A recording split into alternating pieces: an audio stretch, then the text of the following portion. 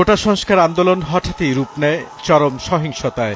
শিক্ষার্থীদের আন্দোলনে ঢুকে পড়ে দুর্বৃত্তরা, যার প্রমাণ রাজধানী সহ দেশের বিভিন্ন জেলার সরকারি বেসরকারি স্থাপনায় আগুন, অসংখ্য যানবাহন পুড়িয়ে দেওয়া।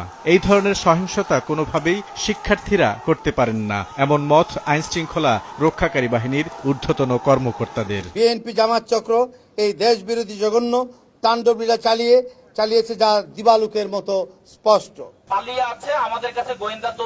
কারফিউ জারির পর ঢাকা থেকে পালিয়ে আশপাশের এলাকাসহ বিভিন্ন স্থানে আত্মগোপনে চলে গেছে সহিংসতাকারীরা, এমন তথ্য পাওয়ার কথা বলছে গোয়েন্দারা।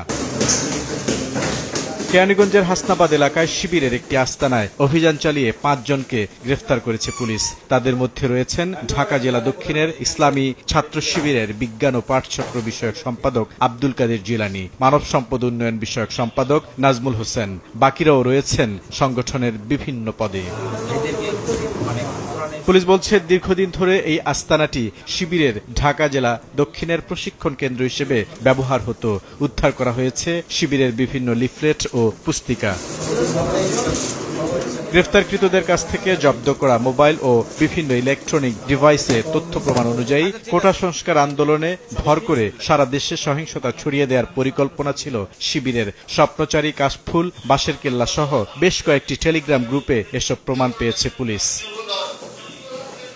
স্বপ্নচারী গ্রুপে ঢাকা জেলা দক্ষিণের ইসলামী ছাত্র শিবিরের সাধারণ সম্পাদক মাহবুবুর রহমান সিয়াম তার একটি বার্তায় লিখেছেন, দোহার নবাবগঞ্জ, কেরানীগঞ্জ সকল শাখা এখন থেকেই প্রস্তুত থাকুন। বৃহত্তর কর্মসূচি আসতে যাচ্ছে। ডাক আসার সাথে সাথে সকল জনশক্তি সহ আমজনতাকে সঙ্গে নিয়ে ময়দানে জালিম শাহীর বিরুদ্ধে ঝাঁপিয়ে পড়তে হবে। ইতিমধ্যেই কেন্দ্র গ্রিন সিগন্যাল দিয়ে দিয়েছে, সকলেই প্রস্তুতি গ্রহণ করুন।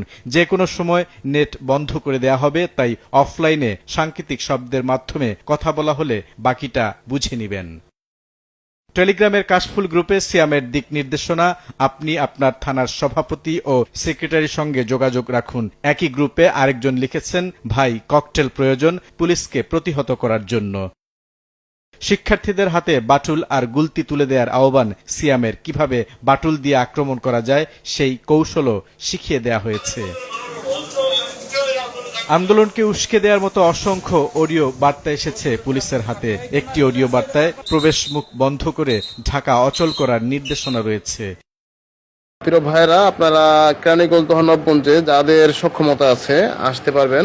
আপনারা কেরানীগঞ্জ হাসনাবাদ এইচআর কেন্দ্রিক থাকবেন দুপুর 3টার আগে। আমরা 3টার পরে ওদিকে মুভ করবো আর কি। আমরা ধুলাইখাল থেকে পুরো দক্ষিণ অঞ্চলের যে বিশ্ব রোডটা আছে এটা বিচ্ছিন্ন করে দেবো আর কি, আমরা কয়েকটা শাখা মিলে। এটা হবে হচ্ছে 3টার পরবর্তী সময় থেকে রাত পর্যন্ত। তবে এই তথ্যটা আপনারা দায়িত্বশীল যারা আছেন, থানা সভাপতি, সেক্রেটারি এবং থানা দায়িত্বশীল ছাড়া অন্য কাউকে জানাবেন না। স্পোর্টের কথাটা অফলাইনে বলে দিবেন। অফলাইন বলতে মোবাইলে না, সরাসরি আর কি মুখে বলে দিবেন। কথাগুলো খুব সাংকেতিক ভাবে বলবেন। 3টার পরবর্তী সময়তে ওইদিকে মুভ করবে আর কি, সব শাখা একসাথে আসবে। এখন ছাত্ররা আছে, সাধারণ ছাত্ররা ছড়ানো আছে। তবে আমাদের মূল আন্দোলনটা হবে 3টার পরবর্তী থেকে শুরু করে রাত পর্যন্ত। রাত্রে আপনারা অবগত আছেন, গতকাল ভাইরা করছে, এগুলো বলার দরকার নাই। বাইরে যাত্রাবাড়ি এলাকা, শনি রাকড়া এলাকা দেখছেন রাত 12টা, 12:30, 1টা পর্যন্ত ভাইরা অবস্থান নিয়েছিল। জগন্নাথ বিশ্ববিদ্যালয় শাখার সঙ্গে সমন্বয় করে বড় একটি আন্দোলন করার পরিকল্পনাও ছিল তাদের। কেরানীগঞ্জ অঞ্চলের ভাইরা প্রস্তুত থাকবেন, আপনাদেরকে একটি টাইম দেওয়া হবে। আমরা শুধু ঢাকা জেলা দক্ষিণ নয়, আমরা জগন্নাথ বিশ্ববিদ্যালয়ের সাথে সমন্বয় করে আমরা এই কেন্দ্রিক একটি আন্দোলন করবো আর কি, ইনশাল্লাহ।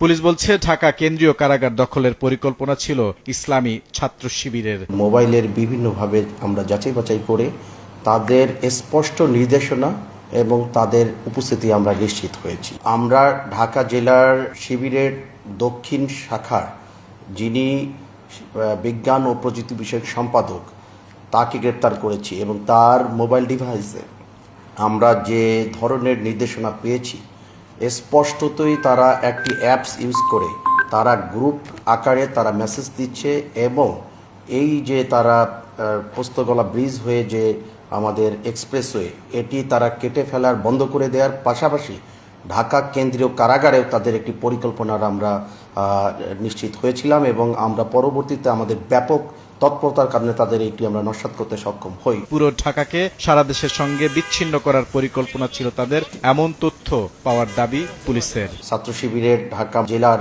দক্ষিণের যিনি সেক্রেটারি, তার ভয়েস মেসেজ থেকে আমরা এটি নিশ্চিত হয়েছে যে আমাদের কাছে যে ইন্টেলিজেন্স ছিল এটি সত্যতা প্রমাণিত হয়। তাদেরকে জিজ্ঞাসাবাদেও আমরা যেটা পেয়েছি, তাদের টার্গেট ছিল ঢাকার প্রবেশ মুখগুলো বন্ধ করে দেওয়া এবং সারা দেশ থেকে তাদের সন্ত্রাসী, তাদের দলীয় কর্মীদেরকে তারা এখানে এনে জড়ো করেছিল এবং জড়ো করে তারা ঢাকার প্রবেশ মুখগুলোকে বন্ধ করে দেওয়ার এবং এখানে অরাজক পরিস্থিতি সৃষ্টি করা, ধ্বংসযজ্ঞ চালা, এইগুলোই তাদের পরিকল্পনা ছিল। কেরানীগঞ্জে আরও বেশ কয়েকটি শিবিরের আস্তানার খোঁজ পেয়েছে পুলিশ।